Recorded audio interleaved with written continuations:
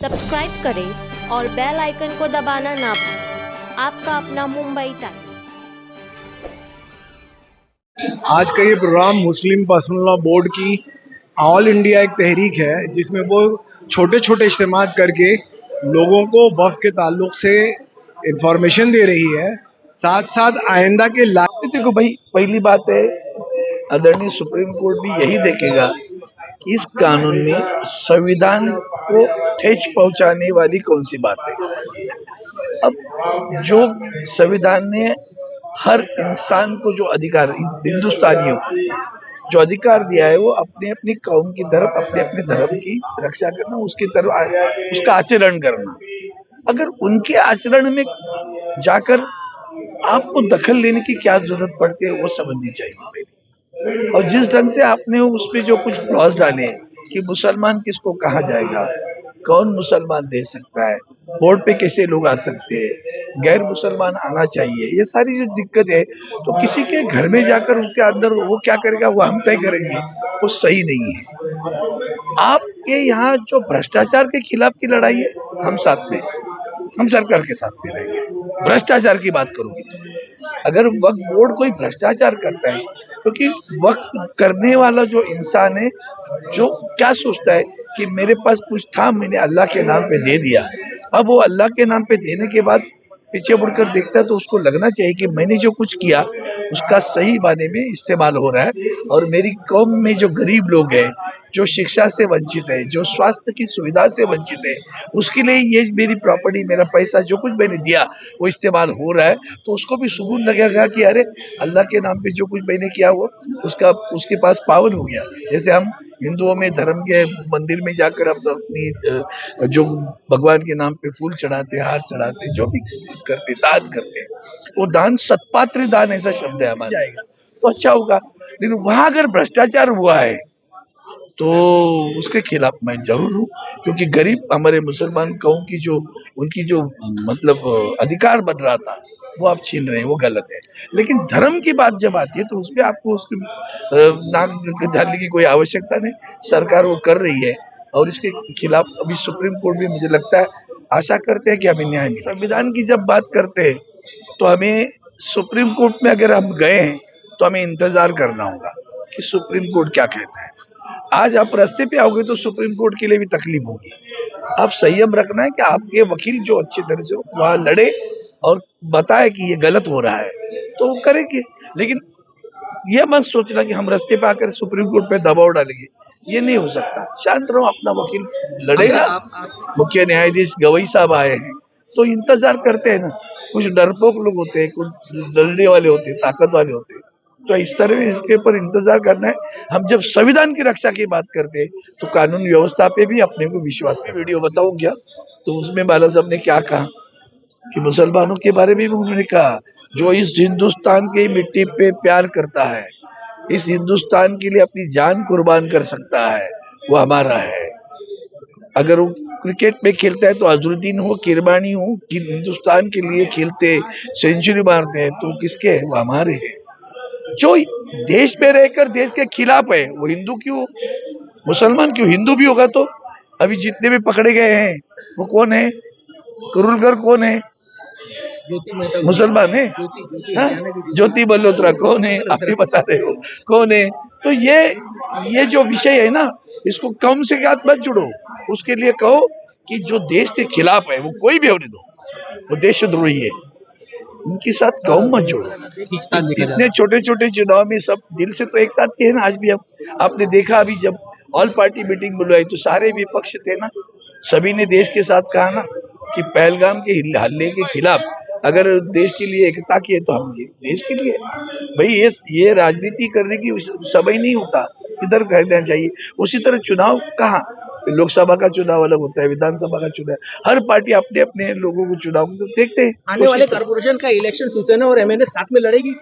अभी तो कोई बातें तो होनी है ना, टाली तो दे रहे हैं, देखते हैं टाली की बातें क्या होता है। कि ऑनरेबल सुप्रीम कोर्ट जो है वो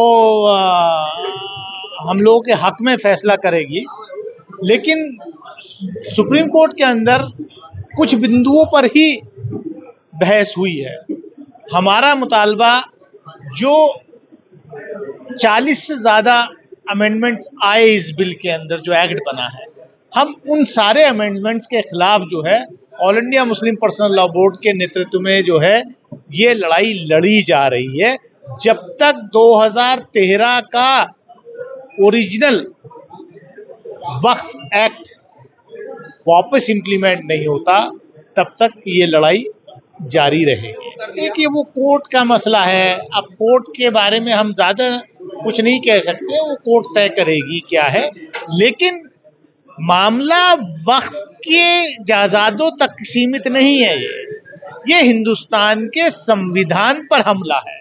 ये आर्टिकल 26 पर हमला है, जो संविधान सभी मजहब के लोगों को आज़ादी देता है कि वो किस तरीके से अपनी रिलीजियस प्रैक्टिस करें, अपने रिलीजियस इंस्टीट्यूशंस को कैसे चलाएं। ये अख्तियारात जो है, ये हक हिंदुस्तान के संविधान ने हमें दिया है, उस पर ये हमला है। ये सिर्फ किसी एक कम्युनिटी का सवाल नहीं है। आज एक्स है, परसों वाई होगा, तरसों जेड होगा, बारी सबकी आनी है। ये सरकार की नीयत इससे साफ है। ये सिर्फ टेस्ट केस है।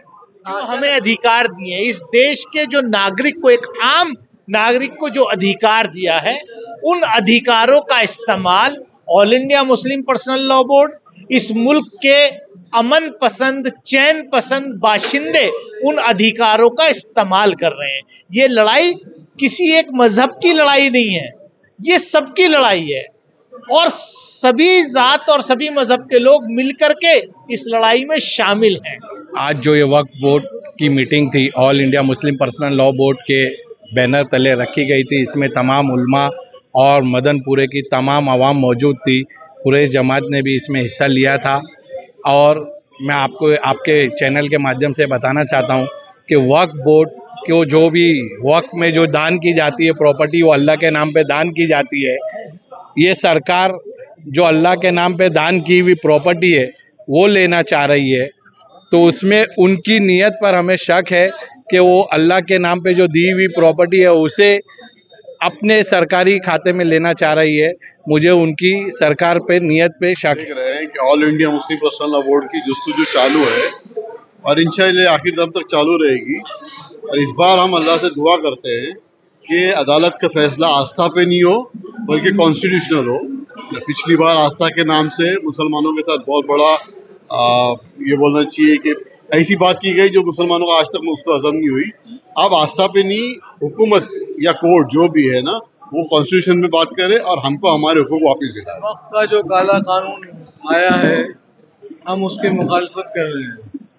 हमारा मानना ऐसा है कि ये कानून संविधान के खिलाफ है और हम ऐसी उम्मीद रखते हैं कि अदालत इस कानून को उठा करके फेंक देगी, इसलिए कि संविधान के खिलाफ कोई कानून बन नहीं सकता है। तो हम अदालत के फैसले का इंतजार कर रहे हैं, वरना फिर हम हुकूमत पर प्रेशर बनाएंगे और अल्लाह से आखिर हद तक बनाएंगे।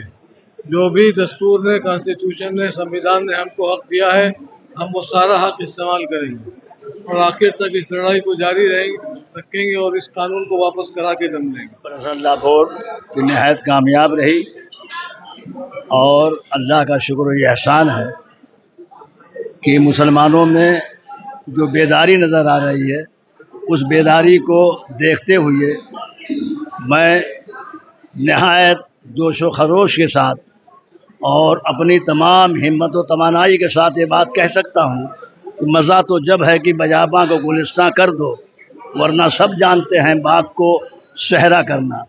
मुख्तलिफ़ इलाक़ों में हमारी इस तरह की मीटिंगें हो रही हैं। इज्तिमाई तौर पर एक ऐसी मरकज़ी मीटिंग होगी, इंशाअल्लाह उसे देखने के बाद, सुनने के बाद पूरा हिंदुस्तान ये महसूस करेगा हक हक है, बातिल बातिल है। मिट गए मिटते हैं, मिट जाएंगे यादा तेरे, न मिटा है न मिटेगा कभी चर्चा तेरा। अस्सलाम वालेकुम।